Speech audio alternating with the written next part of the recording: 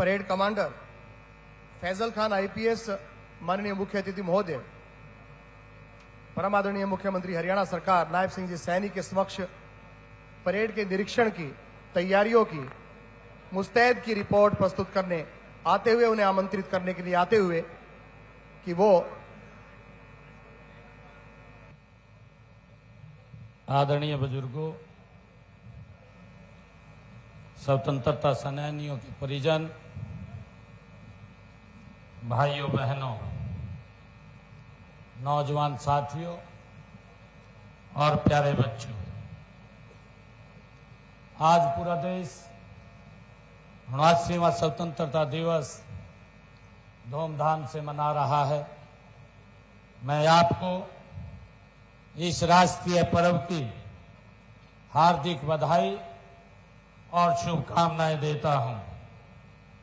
दिन रात देश की सीमाओं की रक्षा करने वाले जवानों को मैं विशेष रूप से स्वतंत्रता दिवस की बहुत बहुत बधाई देता हूं।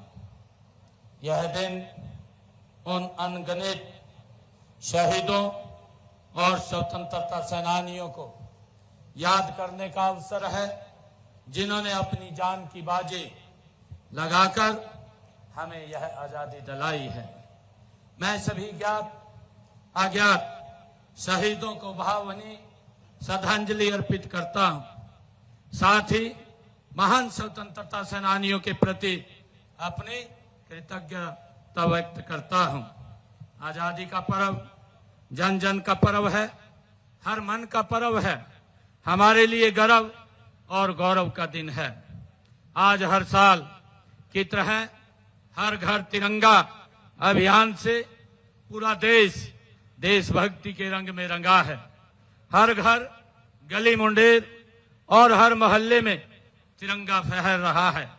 हमारे तिरंगे के बारे में किसी कवि ने कहा है कि सिर गर्व से उठ जाता है, सिर गर्व से उठ जाता है जब जब तिरंगा लहराता है।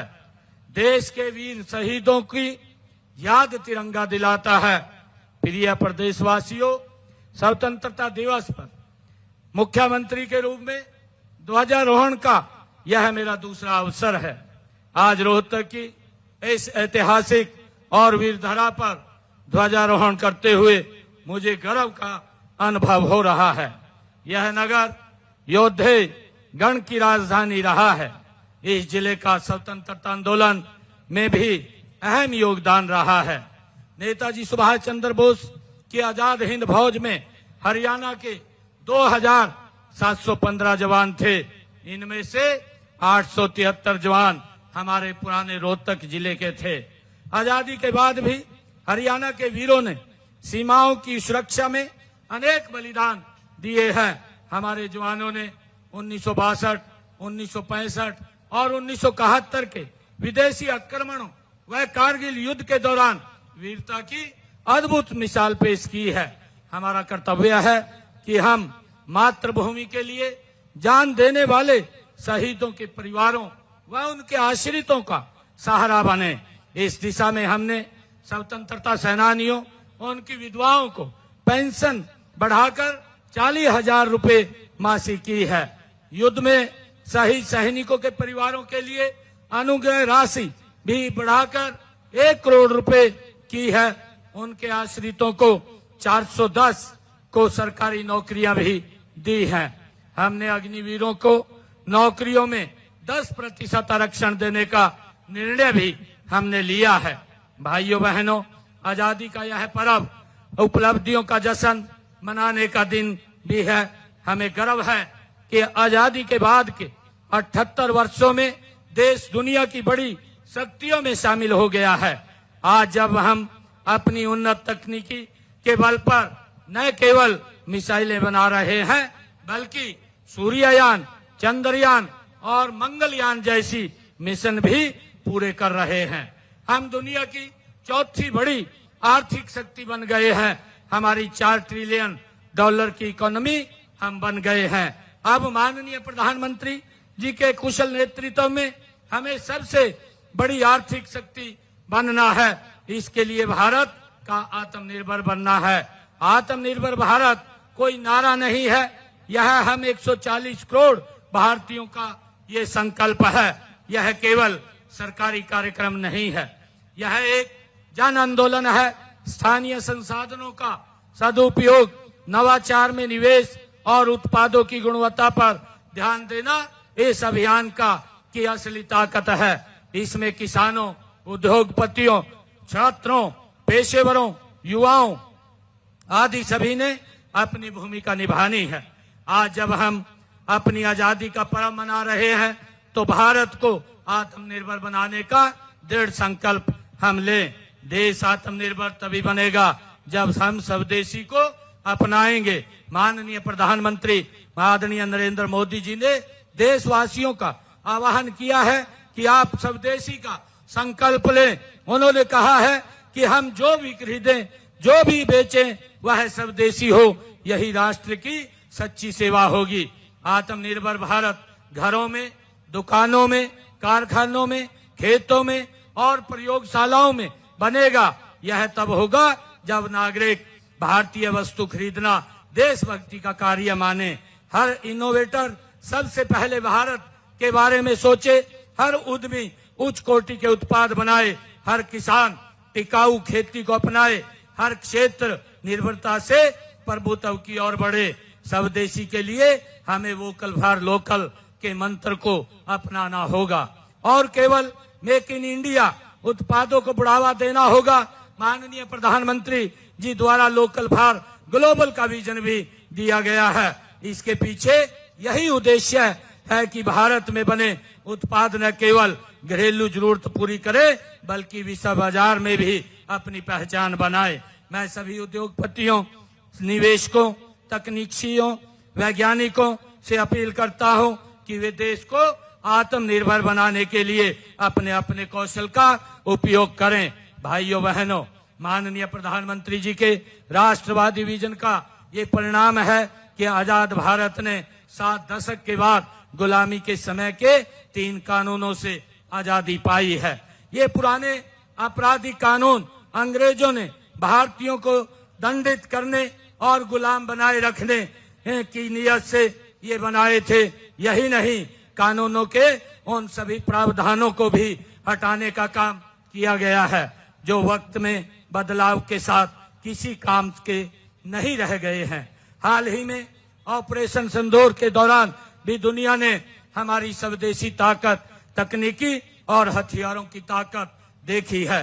हमारी सेनाओं ने अपने पराक्रम और शौर्य से पूरी दुनिया को भारत की सामरिक शक्ति और सामर्थ्य का परिचय दिया है। इसके लिए मैं तीनों सेनाओं के साहस और वीरता को सलूट करता हूं। यही नहीं, हमारी सेना ने ऑपरेशन महादेव चलाकर पहलगाम के गुनाहगारों को उनकी करनी की सजा भी दी है। प्रिय प्रदेशवासियों, माननीय प्रधानमंत्री श्री नरेंद्र मोदी जी ने भारत को आजादी की 100वीं वर्षगांठ अर्थात वर्ष 2047 तक विकसित राष्ट्र बनाने का लक्ष्य रखा है। इस लक्ष्य को हासिल करने में हरियाणा का भी अहम योगदान रहेगा। इस समय भी देश के खाद्यान्न भंडार में योगदान देने में हमारा अग्रणी स्थान है। देश की सड़कों पर दौड़ने वाली हर दूसरी कार हरियाणा में बनती है। हरियाणा में देश के 52% ट्रैक्टरों का निर्माण होता है। आज जब हम आजादी का पर्व मना रहे हैं तो मैं बताना चाहूंगा कि हमने पिछले 10.5 वर्षों में प्रदेश की जनता को भेदभाव करने वाली व्यवस्था से आजादी दिलाई है। भ्रष्टाचार पर हमने कड़ी चोट करते हुए सभी सरकारी योजनाओं व सेवाओं का लाभ घर बैठे ही लोगों तक पहुंचाने के लिए ई गवर्नेंस का एक नया मॉडल अपनाया है। इसके लिए सरकारी योजनाओं एवं सेवाओं को परिवार पहचान पत्र से जोड़ा गया है। हमने हर सरकारी योजना एवं कार्यक्रम को 100 से अधिक पोर्टल व ऐप के माध्यम से पारदर्शी बनाया है। हमारी बिना खर्ची पर्ची के नौकरी देने, ऑनलाइन ट्रांसफर, पढ़ी लिखी पंचायतों और अंत्योदय अभियान की आज पूरे देश में चर्चा है। विकास के जन कल्याण के साथ साथ प्रदेश के हर नागरिक की जान और माल की सुरक्षा हमारी सर्वोच्च प्राथमिकता है। किसी भी व्यक्ति से कभी भी कोई भी शिकायत प्राप्त होती है तो उस पर पुलिस को तुरंत कार्रवाई करने के सख्त निर्देश दिए हैं। अपराधियों के मंसूबों को ध्वस्त करने के लिए हमारी सरकार हर कदम तत्पर है और तत्पर रहेगी। यदि किसी भी नागरिक को कोई संकट है तो वह 112 नंबर पर डायल करके तेजी से पुलिस सहायता प्राप्त कर सकता है। हमारी पुलिस कॉल आने के औसतन 7 मिनट 12 सेकंड के भीतर मदद के लिए पहुंच जाती है। आज आजादी के इस उत्सव में मैं जोर देकर के ये कहना चाहूंगा कि हम हरियाणा को अपराध और अपराधियों से आजादी दिला करके रहेंगे। जो भी व्यक्ति कानून को तोड़ेगा उसको बख्शा नहीं जाएगा। भाइयों बहनों, हमारी कथनी और करनी एक है। हमने विधानसभा चुनाव के दौरान अपने संकल्प पत्र में 217 संकल्प वो लिए थे। इनमें से 41 को पिछले दिनों हमने पूरा किया है और मात्र 10 मास में इसको हमने पूरा किया है। और इस साल कुल मिलाकर के 90 संकल्प पूरे कर लिए जाएंगे। हमने अपने तीसरे कार्यकाल में भी बिना पर्ची खर्ची के 30,000 युवाओं को सरकारी नौकरी दी है। इन्हें मिलाकर के पिछले 10 साल में 1,80,000 नौकरियां वो बिना पर्ची खर्ची के हरियाणा के युवाओं को दी जा चुकी हैं। हाल ही में कॉमन पात्रता परीक्षा का सफलतापूर्वक आयोजन किया गया है। हमने कानून बना करके हरियाणा कौशल रोजगार निगम के तहत कार्यरत युवाओं के भविष्य को भी सुरक्षित किया है। इन युवाओं को नियमित कर्मचारियों की तर्ज पर महंगाई भत्ता और वार्षिक इंक्रीमेंट भी दी जाएगी और इस निगम के माध्यम से 5,000 से अधिक युवाओं को विदेशों में रोजगार दिलवाने जा रहे हैं। भाइयों बहनों, किसान हित हमारी नीतियों के केंद्र में है। आज किसानों की सभी 24 फसलें एमएसपी पर न्यूनतम समर्थन मूल्य पर वो खरीदी जा रही हैं। मुझे बताते हुए कि अब तक 12 लाख किसानों के खाते में फसल के खरीद के 1,48,000 करोड़ रुपया उनके सीधे खाते के अंदर डालने का काम ये हमारी सरकार ने किया है।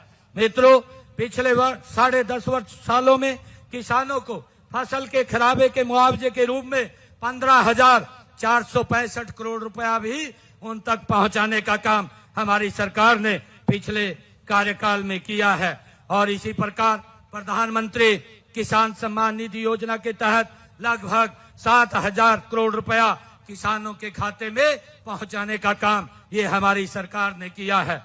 हमने अंग्रेजों के जमाने से चले आ रहे अभियान को भी जड़ से समाप्त करने का काम किया है और किसानों का 133 करोड़ रुपया बकाया उसको भी माफ करने का काम हमने किया है। कृषि भूमि पट्टा एक्ट लागू करके पट्टेदार किसानों और भूमि मालिकों के बीच विश्वास बहाली किया है। भाइयों बहनों, देश की आजादी से लंबे समय तक गरीब कल्याण की बातें तो की जाती रही है, लेकिन उन तक लाभ नहीं पहुंचा पाया है। हमने गरीबों के उत्थान के लिए कई योजनाएं चलाई हैं। अनुसूचित जातियों के आरक्षण को 2 वर्गों में बांटकर हमने वंचित रह गए लोगों को उनका अधिकार दिया है।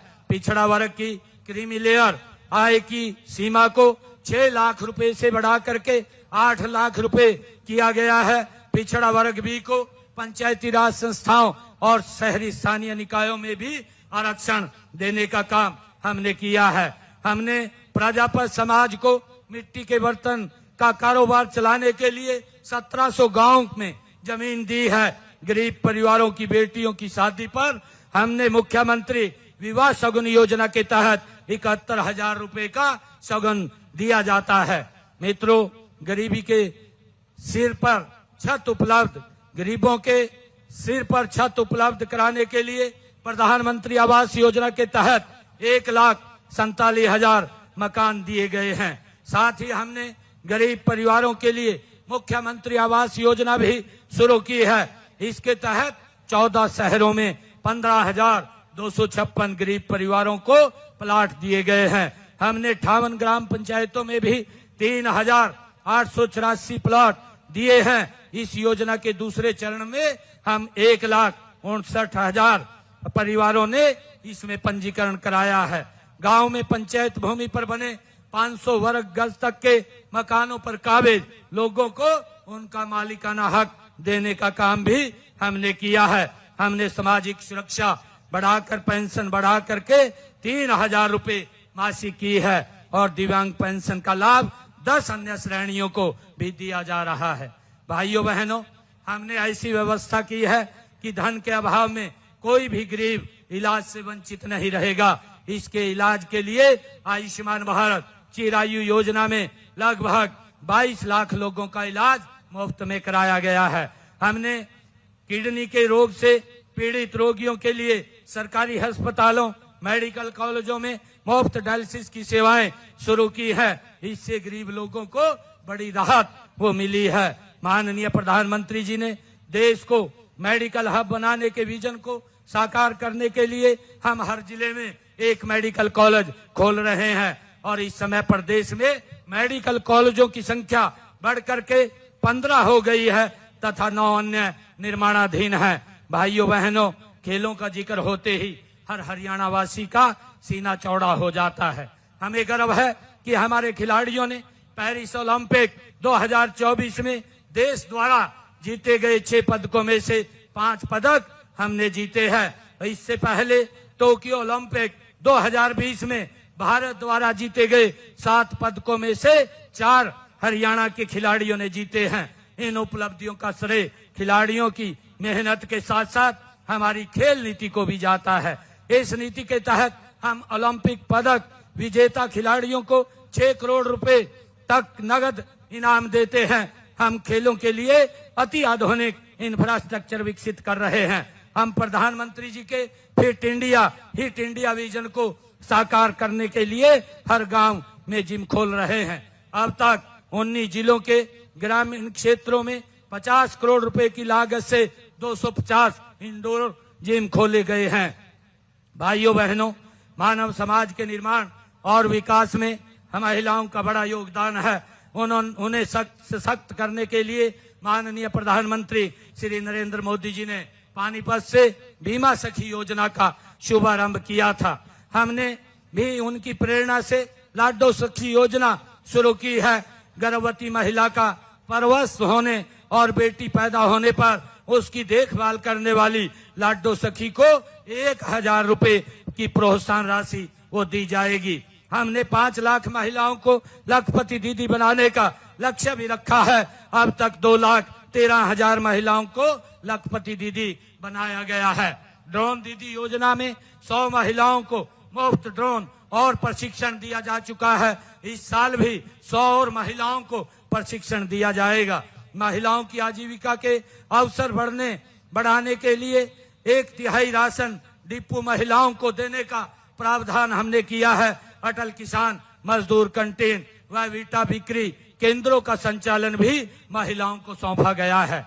हमने संकल्प लिया था कि महिलाओं को अतिरिक्त प्रोत्साहन देकर स्टार्टअप में भागीदारी 45 से 60% बढ़ाई जाएगी। मुझे आपको यह बताते हुए खुशी हो रही है कि हरियाणा में महिलाओं के नेतृत्व वाले स्टार्टअप 50% हो गए हैं। प्रदेश भर में हमने महिला सांस्कृतिक केंद्र खोले जा रहे हैं। अब तक 131 केंद्र खोले गए हैं। इनमें माताएं बहनें भजन गीत नृत्य आदि सांस्कृतिक कार्यक्रम कर सकेंगी। गरीब महिलाओं को अपनी रसोई चलाने के लिए हम हर महीने केवल 500 रुपए में गैस का सिलेंडर दिया जा रहा है। यह लाभ प्रदेश के लगभग 18 लाख परिवारों को मिल रहा है। हमने गांव के विकास में महिलाओं की भागीदारी सुनिश्चित करने के लिए उन्हें पंचायती राज संस्थाओं में 50% प्रतिनिधित्व दिया है। बहन बेटियों को उच्च शिक्षा देने के लिए प्रदेश में खोले गए 80 कॉलेजों में से 30 लड़कियों के लिए हैं। आज पोस्ट ग्रेजुएट तक लड़कियों को मुफ्त शिक्षा हरियाणा सरकार दे रही है। भाइयों बहनों, उद्योग हमारी अर्थव्यवस्था का मूल आधार है। हमने औद्योगिक विकास को गति देने के लिए ईज ऑफ डूइंग बिजनेस का एक इकोसिस्टम तैयार किया है। हमने प्रमाण पत्र लाइसेंस अनुमति देने में अड़चन पैदा करने वाले अनेक नियमों और प्रक्रियाओं को खत्म कर दिया है। आज हरियाणा में निवेशकों को 150 से अधिक सेवाएं ऑनलाइन प्रदान की जा रही हैं और उन्हें सभी स्वीकृतियां 12 दिनों के अंदर देना सुनिश्चित किया गया है। हम प्रदेश के हर क्षेत्र में उद्योग लगा रहे हैं। यहाँ से 45 किलोमीटर दूर IMT खरखौदा में मारुति सुजुकी का बड़ा प्लांट शुरू होने जा रहा है। वहीं पर सुजुकी का मोटरसाइकिल प्लांट और उन्नो मिंडा ग्रुप का अलॉय व्हील प्लांट भी बनने जा रहा है। इससे इस क्षेत्र के हजारों युवाओं को रोजगार मिलेगा। हमारी प्रोत्साहन योजनाओं का ही परिणाम है कि आज हरियाणा देश विदेश के निवेशकों की ये पहली पसंद बन चुका है। गत 10.5 वर्षों में प्रदेश में 7,66,000 सूक्ष्म लघु मध्यम उद्योग लगे हैं तथा इनमें 39 लाख लोगों को रोजगार मिला है।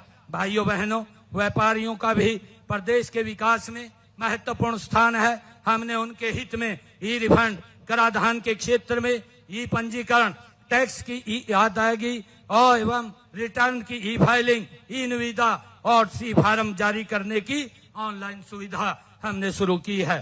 प्रदेश में मुख्यमंत्री शहरी स्वामित्व योजना के तहत 20 साल से अधिक समय से दुकानों व मकानों की मलकियत उन पर काबिज व्यक्तियों को दी है। अब तक 6,250 लाभार्थियों को दुकानों की रजिस्ट्रियां सौंपी गई हैं। भाइयों बहनों, हम जानते हैं, हम मानते हैं कि प्रदेश के विकास का मार्ग गांव की गलियों से होकर गुजरता है। इसमें तेजी लाने के लिए हमने ग्राम पंचायतों द्वारा बिना टेंडर के काम करवाने की लिमिट 5 लाख रुपए से बढ़ा करके 21 लाख रुपए की है। मुझे यह बताते हुए बड़ी खुशी हो रही है कि आज माननीय प्रधानमंत्री नरेंद्र मोदी जी द्वारा हरियाणा के 4 सरपंचों को अपने गांव को मॉडल गांव बनाने के लिए सम्मानित किया जा रहा है। हमने संपत्तियों के सालों से चले आ रहे विवादों को खत्म करने के लिए गांवों को लाल डोरा मुक्त कर दिया है। आज प्रदेश में 5,895 गाँव में हमारा गांव जगमग गांव योजना के तहत 24 घंटे बिजली देने का काम हम कर रहे हैं। सभी ग्रामीण घरों में नल से जल पहुंचाया जा रहा है। गांव में कूड़े कचरे के निपटान के लिए 6,183 ठोस और 2,582 तरल कचरा प्रबंधन परियोजनाएं शुरू की हैं। भूजल के रिचार्ज के लिए 2,088 अमृत सरोवर बनाए गए हैं। भाइयों बहनों, विकसित शहर प्रदेश के विकास का आईना है। शहरों में विकास कार्यों के लिए वर्ष 2014-15 में 1,693 करोड़ रुपए की राशि जारी की गई थी। मैंने प्रदेश का वित्त मंत्री होने के नाते चालू वित्त वर्ष 2025-26 के बजट में इसे बढ़ा करके 5,666 करोड़ रुपया इसको किया है। हमने अक्टूबर 2014 से अब तक 2,147 अवैध कॉलोनियों को नियमित करने का काम हमने किया है। शहरी स्थानीय निकायों की शक्तियों के विकेंद्रीकरण के लिए कई कदम हमने उठाए हैं। हमने मेयर के चुनाव का प्रत्यक्ष चुनाव शुरू किया है। फरीदाबाद व करनाल को स्मार्ट सिटी बनाया जा रहा है। गुरुग्राम, फरीदाबाद, सोनीपत, हिसार और पंचकुला के विकास के लिए मेट्रोपॉलिटन डेवलपमेंट अथॉरिटी का गठन किया गया है। हमने शहरों की पुरानी आबादी के रिहायशी मकानों का पर विकास शुल्क भी खत्म किया है। हमारा प्रयास है कि नागरिकों को सभी सेवाएं आसानी से मिले। हमने ऑनलाइन बिल्डिंग प्लान अप्रूवल को लेकर संपत्ति करके डिजिटलीकरण तक हर प्रक्रिया को सरल बनाया है ताकि ईज ऑफ लिविंग में सुधार हो सके। भाइयों बहनों, आज हरियाणा समृद्धि की एक नई परिभाषा लिख रहा है। प्रदेश में इंफ्रास्ट्रक्चर का तेजी से विकास हुआ है। हर जिले को राष्ट्रीय राजमार्ग से जोड़ने के लिए 21 नए राष्ट्रीय राजमार्ग घोषित किए गए हैं, जिनमें से 13 का कार्य पूरा हो चुका है। महाराजा अग्रसेन हवाई अड्डे से हवाई सेवाएं शुरू हो गई हैं। माननीय प्रधानमंत्री श्री नरेंद्र मोदी जी द्वारा 5 जनवरी को 6,230 करोड़ रुपए की लागत से बनने वाले रिठाला से कुंडली मेट्रो कॉरिडोर का शिलान्यास किया गया है। क्लस्टर अप्रोच के तहत सभी क्षेत्रों में पर्याप्त संख्या में स्कूल और 20 किलोमीटर के दायरे में एक कॉलेज खोला गया है। हर क्षेत्र की आर्थिक स्थिति को मजबूत करने के लिए ब्लॉक स्तर पर लघु व मध्यम उद्योगों के क्लस्टर स्थापित किए जा रहे हैं। प्रिय प्रदेशवासियों, हरियाणा का पिछले 10.5 वर्षों का कार्यकाल समान विकास, समरसता, सहिष्णुता के साथ साथ उन बदलावों का साक्षी रहा है जिनमें हर आदमी का जीवन सरल, सुगम और सुरक्षित हुआ है। मैं आपको विश्वास दिलाता हूं कि हरियाणा का आने वाले समय भी विकास, उन्नति और समृद्धि का ये उदाहरण बनेगा। अंत में मैं एक बार फिर अपने पूरे हरियाणा परिवार को 79वें स्वतंत्रता दिवस की हार्दिक बधाई और शुभकामनाएं देता हूं। आइए इस पर्व पर हम अपनी महान सांस्कृतिक परंपराओं और उच्च नैतिक मूल्यों पर चलते हुए विकसित भारत, विकसित हरियाणा बनाने के लिए कठोर परिश्रम करने का संकल्प लें। मैं एक कवि ने कुछ अपनी वाणी से कुछ शब्दों को कहा है, उन शब्दों को बोल करके मैं अपनी वाणी को विराम दूंगा। यह आजादी नहीं, यह एक जिम्मेवारी है।